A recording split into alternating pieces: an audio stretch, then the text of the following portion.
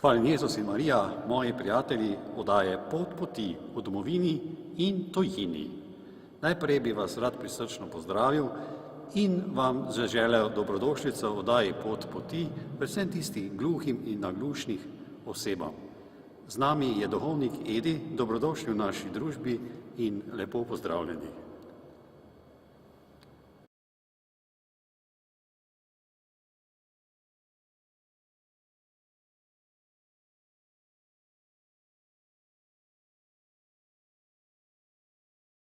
Moram priznati, da sem imel v oddaji že nekaj gostov, vedno mislim, da ni bilo nikogar, če se motim, se opravičujem, da bi kateri od njih govoril jezik gluhih, kar znal tolmačiti. Bog daj, gospod župnik oziroma duhovnik Edi, in vesel sem, da so vas gledalci oddaje Pot poti povabili v našo družino oddaje Pot poti. Dobrodošli. Lep pozdrav tudi vi k nam, dobrodošli v župnijo Ljubljana Šentvid. Kako to, da ste se odločili, da se naučite te znakovne govorice? Ja, tudi drugi jeziki so me zanimali, kot je nemščina, angliščina, potem pa še eno leto sem se učil tudi italijanščino na teološki fakulteti. Moja materinščina je češčina, v šoli sem se učil 9 let ruščine in to zanimanje za ostale, se pravi fonetske jezike, me je pripeljalo tudi do tega, zakaj pa se ne naučiti tudi znakovnega jezika, slovenskega znakovnega jezika. Ta želja se je pojavila že tam v 2., 3. letniku na teološki fakulteti, čeprav takrat še nisem imel pojma, da sploh gre za slovenski znakovni jezik. Takrat sem še mislil, da je to univerzalni, eden jezik za vse jezike sveta. Verjetno se tega jezika ni bilo znakovnega lahko naučiti. Res ni bilo se ga lahko naučiti. Obiskoval sem pač na Vojkovi zavod za gluhe in naglušne 3,5 leta, končal sem, se pravi, 6 semestrov. Toda to je bilo bolj šolskega tipa. Šele ko sem bil posvečen v Mašnika 2005 in ko smo začeli, se pravi, čez pol leta po mojem posvečenju z znakovnimi mašami, takrat se mi je nekako jezik bolj utrdil, ko sem začel z njimi komunicirati. Ali je v Sloveniji še kakšen duhovnik, ki zna znakovno govorico gluhih in naglušnih? Poznate morda zgodovino? Zaenkrat duhovnik, ki mašuje v znakovnem jeziku, sem nažalost samo jaz. Bil bi vesel, da bi kdo drug od duhovnikov se tudi naučil tega jezika, čeprav sodelujeva skupaj z frančiškani, s patrom Bogdanom Knausom, ki je koordinator verske pastorale gluhih in naglušnih pri nas v Sloveniji.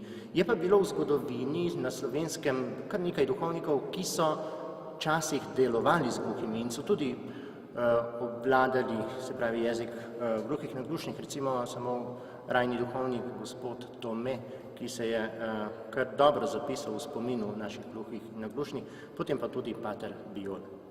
V katerih župnijah sedaj sodelujete oziroma pomagate, delujete?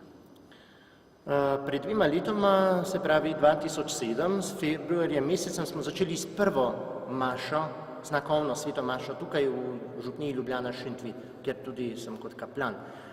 Letos pa smo začeli še z znakovnimi svetimi mašami v župniji Kranj Šmartin. Prejšnji november, se pravi leta 2008, prejšnjega novembra, pa smo začeli še vsako drugo nedeljo tudi s katehizami ali pa verskimi delavnicami za gluhe in naglušne. V Svetem pismu sem opazil, da so gluhi in naglušni kar velikokrat zastopani. Kako bi to razložili? Ja, človek je šibak, naše telo je šibko, naši organi so šibki in sedanji časi se niso ničesar razlikovali od prejšnjih časov in prejšnji časi tudi ne od sedanjih. Čeprav danes imamo različne pripomočke, tudi pravočasne operacije, da se mogoče ta gluhota malo ublaži oziroma da se tisti polžji vsadek, se pravi nekako v človeško lobanjo, se tisti aparati dajo, potem pa nekako se na ta način pomaga, se pravi omiliti gluhoto in težo tega sveta. Je odziv oziroma razumevanje Jezusovega nauka z uvedbo znakovnega jezika za gluhe in naglušne tudi boljši? Kakšno je vaše mnenje? Jezus je za gluhe osebe zares en velik izziv, tako kot je to za slišeče. ali je boljši odziv zdaj, ko imamo, se pravi, bogoslužje v njihovem jeziku, lahko bi rekel, da ja, da zagotovo, čeprav še veliko je težav s določenimi ljudmi, kajti prejšnji sistem se je pač močno urezal tudi v mentaliteto gluhe osebe in svet duhovnosti se šele zdaj zadnji čas nekako odpira gluhim. Kako so pravzaprav gluhi in naglušni sprejeli, da jim je sveto mašo posedujete v njihovem znakovnem jeziku, kajti menim, da je to zelo dobro. Ja, starejša populacija je z veseljem sprejela, z mladimi je pa malo težje, zato ker niso deležni verske vzgoje od malih nog. Starejša populacija je bila deležna verouka, katehes še doma pri svojih domačih župnikih, čeprav takrat niso ničesar skoraj razumeli, niso vedeli, zakaj gre. Ampak nekaj iz otroštva se jim je urezano in zdaj, ko starejši nekako tudi tista nostalgija po tistem miru, čeprav so mogoče v nekem obdobju svojega življenja zapustili oziroma niso prakticirali vere, zdaj se pa vračajo. Problem je z mladimi, katerim je mogoče premalo se daje, premalo je možnosti, ampak v Božjih rokah je vse, tudi njihova prihodnost. V oddajah Pot poti smo imeli 2 oddaji z gospodom župnikom Petrom Leskovarjem in tudi o Veliki noči z duhovnikom Jožefom Lipovškom, ki so bile prevedene v tale znakovni jezik in odziv ljudi je dober, čeprav večina tudi je to prvič videla ta jezik in se to nekako je v povojih. Je to ta stvar dobra?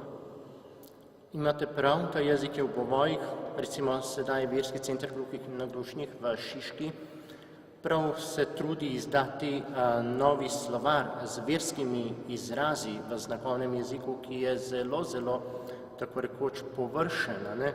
Manjkajo nam izrazi iz verske terminologije, tako da smo prejšnje leto delali na tem, se pravi tolmači, potem duhovniki, pa tudi pač učitelji v Zavodu gluhih in naglušnih, da smo, se pravi, skupaj ustvarili z gluhimi, seveda, z njihovo pomočjo, tudi nove izraze. Ta jezik je res v povojih in se še zmeraj razvija. Kaj bi bilo potrebno na tem področju narediti? Morda opozoriti tudi tiste slišeče vernike, da bi bili malo drugačni do teh, ki ne slišijo in tudi, če ne slišijo, so po mojem bližje Bogu. V zadnjem času se je veliko naredilo za gluhe in naglušne. To, da se mi zdi, da slišeči še premalo poznamo te ljudi. Recimo z Nemcem se lahko pogovoriš, z Američanom se lahko pogovoriš, pač Slovenci obvladamo tuje jezike, toda svojimi sonarodnjaki, ki so prikrajšani za sluh, pa nažalost ne moremo spregovoriti niti besede. Če nas kaj vprašamo, mogoče se slišeči celo ustrašimo. Tudi jaz sem se v svojih mladostnih letih, ko jih nisem poznal, ustrašil, ko me je kakšen gluh ustavil na ulici, ker nisem imel kaj hoče.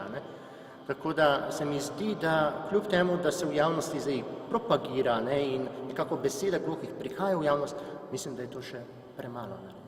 Lahko morda poveste, kdaj in kje so svete maše v znakovni govorici, čeprav ste že nekaj omenili? Ja, tako. Svete maše v znakovnem jeziku so tukaj v Župniji Ljubljana Šentvid vsako zadnjo nedeljo v mesecu in vsako tretjo nedeljo v mesecu v Župniji Kranj Šmartin. Se pravi, želeli smo nekako obseči še, zaobjeti tudi gluhe srednje Gorenjske.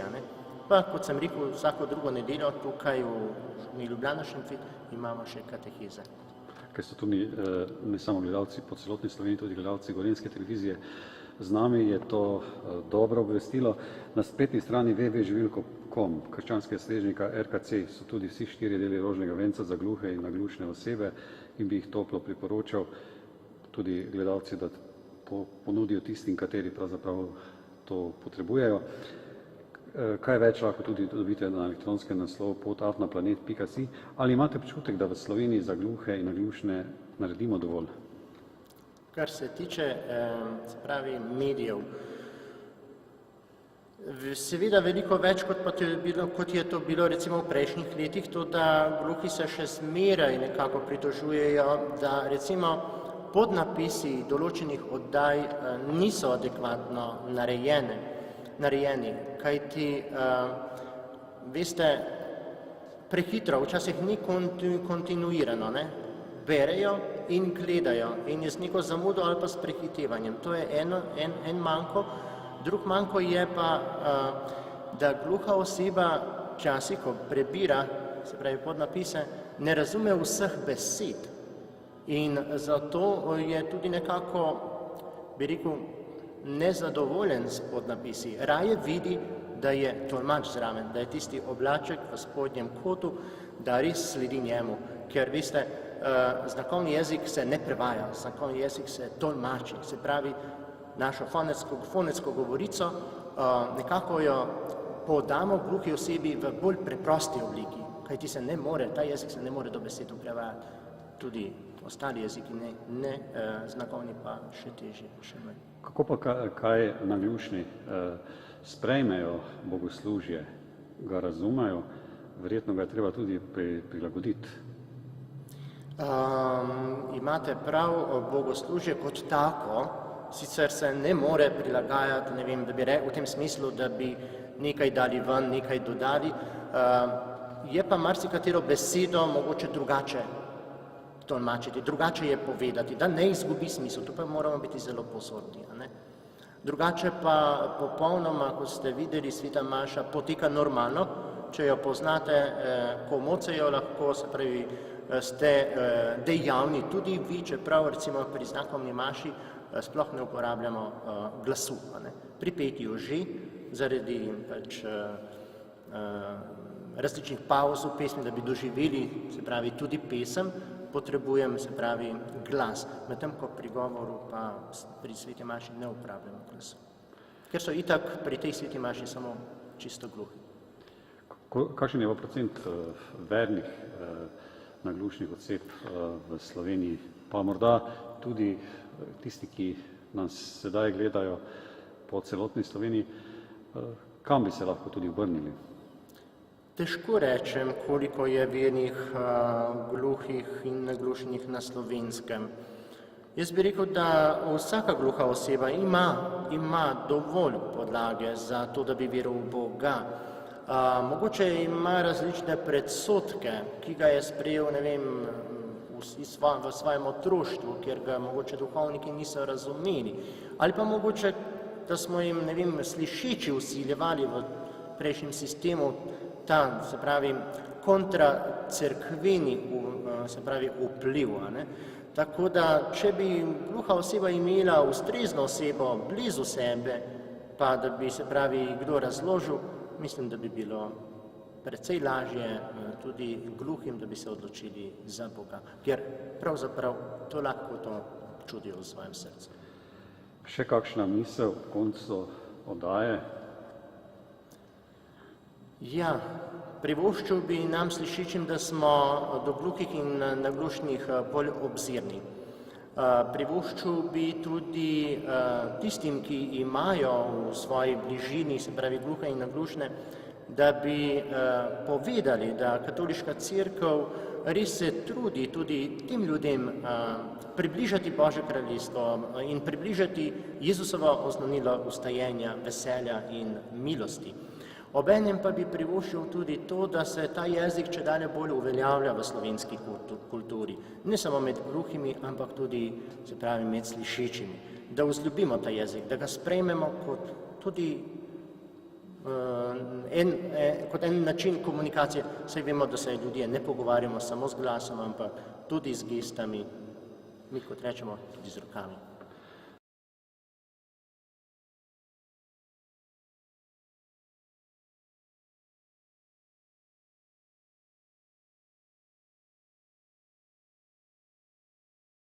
Znakovni sveti maši.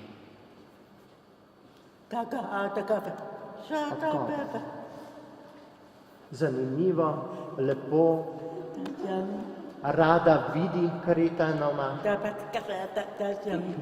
Pravi, da duhovnik dobro kreta.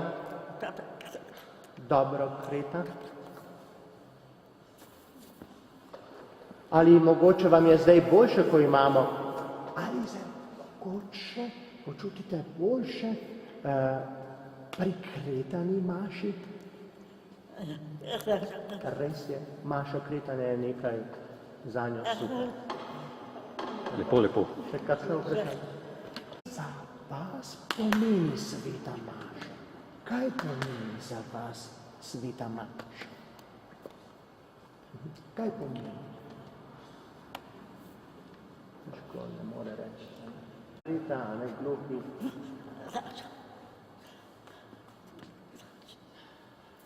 Pravi, da ste vi rešili, prej ni bilo. Prej ni bilo kretanih, ne maš, niti ničesar, kar se tiče verskega, izvirno od duhovnika. Ne? Je bilo sicer po prevajalcu, ampak radi vidijo tudi duhovnika, da kreta. Prvič, pač ko je duhovnik, edini duhovnik, ki kreta. V redu, hvala lepa. Za vas pomeni sveta maša? Sveta maša v znakovnem jeziku pomeni za mene, ne samo za mene, za vse gluhe, da jo razumemo v našem jeziku, da jo razumemo.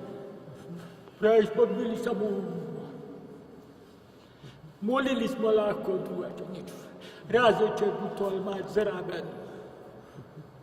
Če pa je duhovnik, to je pa vse nekaj drugega. A mladi prihajajo sveti maši? Skoraj nikoli ne prihaja. Ne? Prvič, ko sem prišla tukaj, z znakovni maši, sem bila vesela. Tudi ne delam vedno, a ne? Zadnji mesec v Šentvidu prihaja sem k sveti maši. Kako se tebi zdijo pogovori, drugi tedni nedelje? Pogovori. Ali tebe zanima vera? Jo zanima. Ne? Kdo je za tebe Bog? Kdo je za tebe Bog? Aha.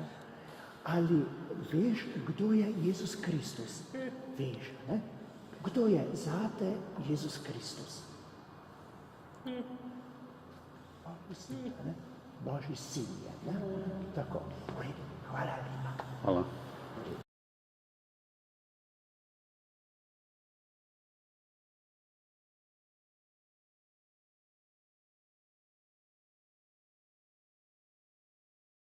Marija, pomagaj nam, sleherni čas, na tebe ozira se vsak izmed nas.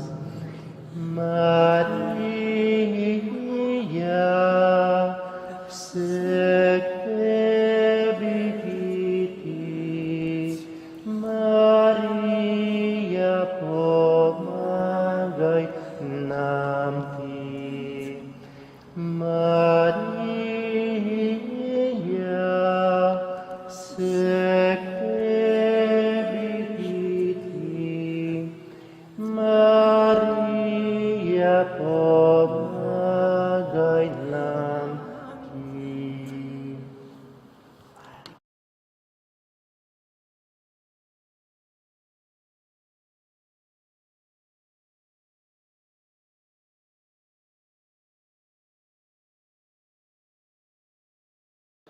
Najprej bi se želel zahvaliti vsem našim gledalcem, da je pod poti, kateri so me pripeljali do vas.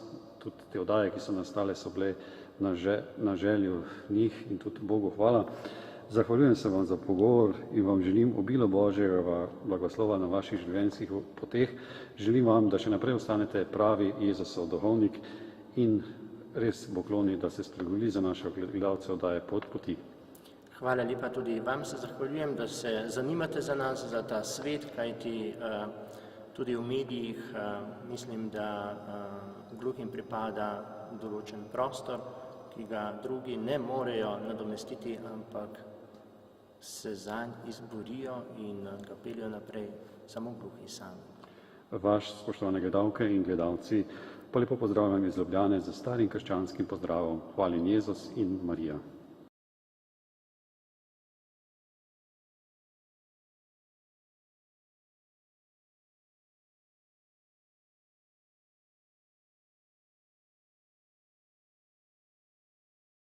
Maria, pomagaj nam, sleherni čas, na tebe ozira se vsak izmed nas.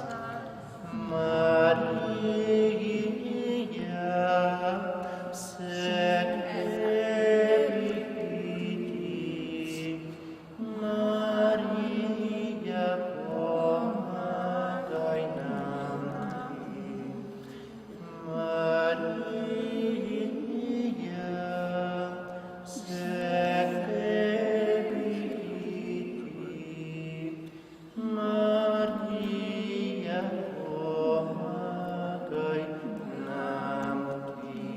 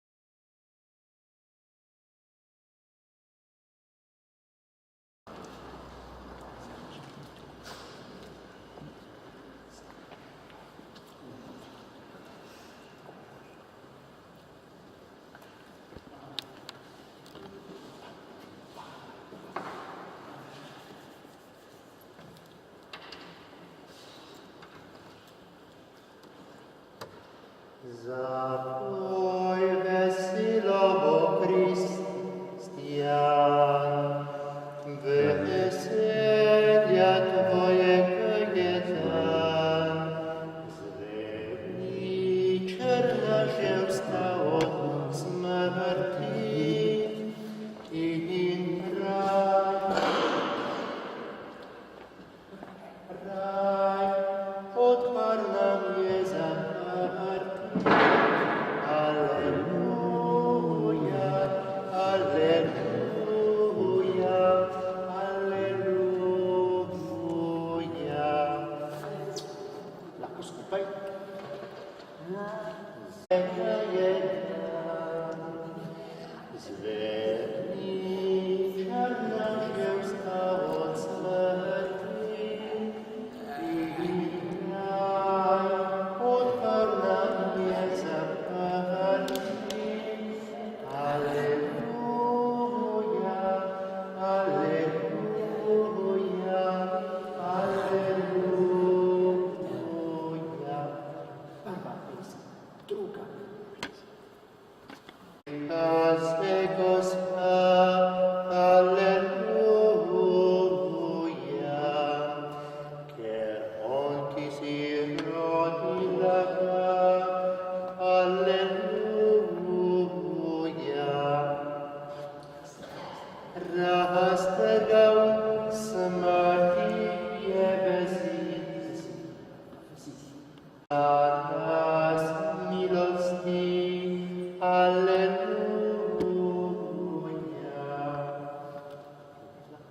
Nebeška se Gospa, alleluja, ker on ti si rodila ga, alleluja. Raztrgal smrti je bezid, alleluja. On prosi za nas milosti, alleluja.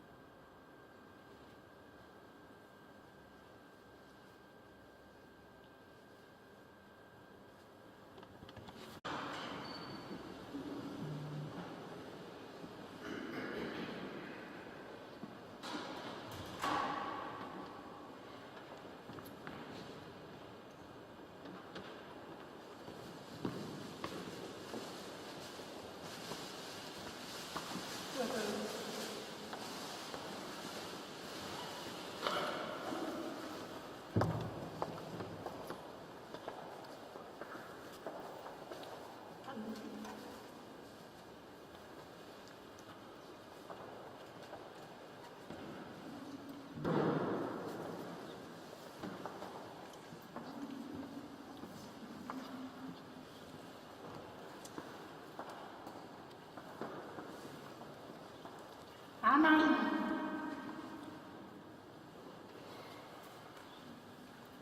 Amen.